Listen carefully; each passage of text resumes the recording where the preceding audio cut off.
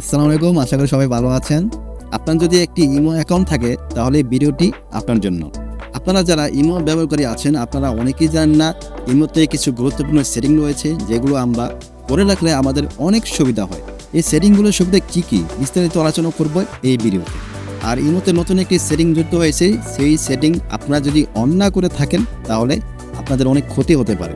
আর আপনারা যারা প্রবাসী আছেন আপনাদেরকে নতুন একটি ইনফরমেশন দেব ভিডিও শেষে, ভিডিওটি দেখুন, আশা করি আপনাদেরই উপকার হবে। সম্পূর্ণ ভিডিওতে থাকছি আমি মামুন। ভিডিও শুরু করার আগে আপনারা যদি আমার চ্যানেলটি সাবস্ক্রাইব করে না থাকেন তাহলে এখনই সাবস্ক্রাইব করুন, আর অলরেডি যদি সাবস্ক্রাইব করে থাকেন তাহলে অসংখ্য ধন্যবাদ। তো চলুন বকবক না করে ভিডিওটি শুরু করি।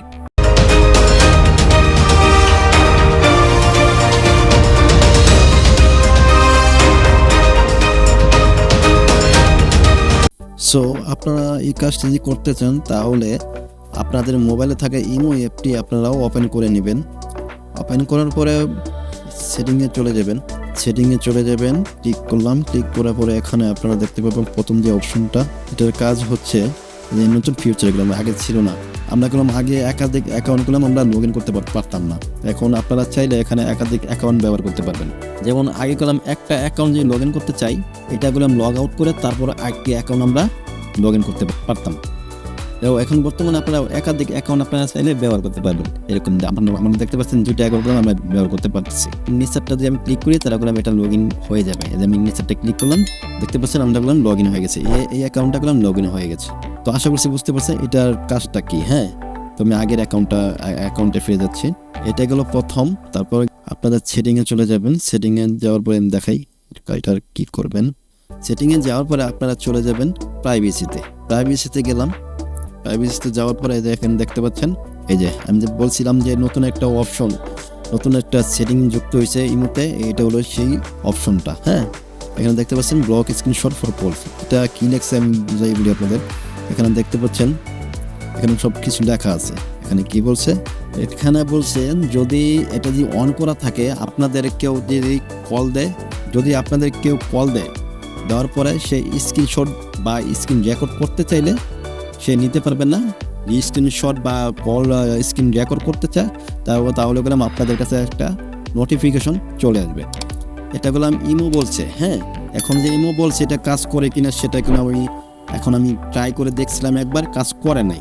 এটা যদি কাজ করে তাহলে আমাদের জন্য অনেক ভালো হবে। তো আমি ট্রাই করছিলাম চেক করার জন্য, কিন্তু কাজ করে নাই। তো আপনারা ট্রাই করবেন, ট্রাই করলে যদি কাজ করে তাহলে তো ভালোই। যাই হোক, এখন আপনাদের স্টোরেজ অ্যান্ড ডাটা, এটার কাজ কি আপনাদের দেখা দিচ্ছি।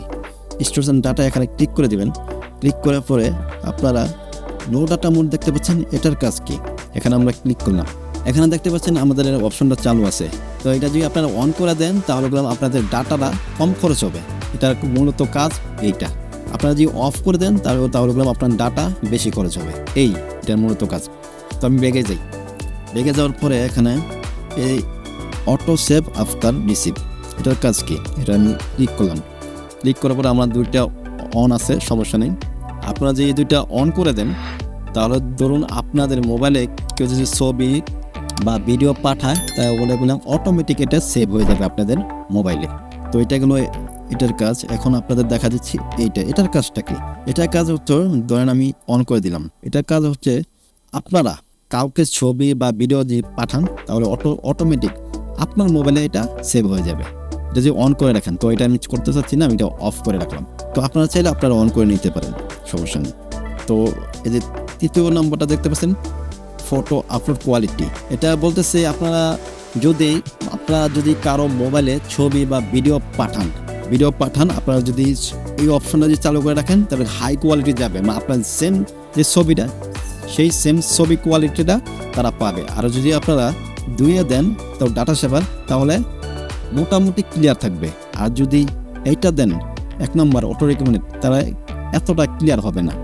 আর যদি এইচডি হাই কোয়ালিটিতে দেন, হাই কোয়ালিটিতে যদি ক্লিক করে দেন তাহলে ছবিগুলি যতগুলি ছবি পাঠান, যতগুলি ডকুমেন্ট পাঠান না কেন সবগুলি একদম স্পষ্টভাবে যাবে। যার কাছে পাঠাবেন সেই স্পষ্ট ক্লিয়ার ডকুমেন্ট, ক্লিয়ার ছবি পাবে। তো আশা করছি বুঝতে পারছেন এটার কাজ কি। হ্যাঁ, এখন আমরা বেগে যাওয়ার পরে এখন আমরা অ্যাকাউন্ট সিকিউরিটি এখানে যাই। এখানে আপনাদের একটা নতুন সেটিং আপনাদের দেখা দিচ্ছি। ক্লিক করার পরে এখন দেখতে পাচ্ছেন ফ্যামিলি গার্ড। আপনাদের ফ্যামিলিকে আপনারা ইনভেস্ট করে আপনারা গার্ড করে নিতে পারবেন, এখানে দেখতে পাচ্ছেন। তো ভিডিওর শেষে আমি বলেছিলাম যে ভিডিওর শেষে আপনাদের একটা ইনফরমেশন দেবো, আপনারা যারা প্রবাসী আছেন তাদের জন্য একটা ইনফরমেশন দেবো আমি বলেছিলাম। তো সেই ইনফরমেশনটুকু আমি আপনাদের ক্লিয়ার করছি। আপনারা যারা সৌদি আরবের প্রবাসী আছেন, আপনারা প্রথম যখন সৌদি আরবে যান, আপনারা অনেকে আছেন কাজ খুঁজে পান না। কাজ খুঁজে পাওয়ার জন্য এই মধ্যে নতুন একটি আপডেট আছে। সেই আপডেটের মাধ্যমে আপনারা নিজের কাজ নিজে খুঁজে নিতে পারবেন। যত রকমের কাজ আপনারা খুঁজে নিতে পারেন, এখানে অনেক ধরনের কাজ পাবেন। এখানে সব উল্লেখ থাকবে, বেতন উল্লেখ থাকবে, খাবার দাবার এগুলি কি মালিকের নাকি আপনার নিজের, এগুলি সব কিছু উল্লেখ থাকবে। বেতন কত পাবেন সব কিছু উল্লেখ এখান থেকে পেয়ে যাবেন ইমোতে। তো সেইগুলি সম্বন্ধে যদি আপনারা জানতে চান তাহলে অবশ্যই আমার ভিডিও কমেন্টসে আপনারা জানিয়ে দেবেন, তাহলে আমি সামনে আরেকটি নতুন টিউটোরিয়াল বানাবো আপনাদের জন্য। তো আজকে এই পর্যন্ত। আশা করছি ভিডিওটি আপনাদের ভালো লেগেছে। ভিডিও যদি ভালো লেগে থাকে অবশ্যই একটি লাইক করে দেবেন, আর আপনার বন্ধুদের মাঝে ভিডিওটি শেয়ার করে দেবেন, যাতে করে আপনার বন্ধুরা এই সেটিংগুলি সম্বন্ধে ধারণা পেয়ে যায়। তো আজকে এই পর্যন্ত, দেখা হচ্ছে সামনে নতুন ভিডিওতে। সে পর্যন্ত সবাই ভালো থাকবেন, সুস্থ থাকবেন। আল্লাহ হাফেজ।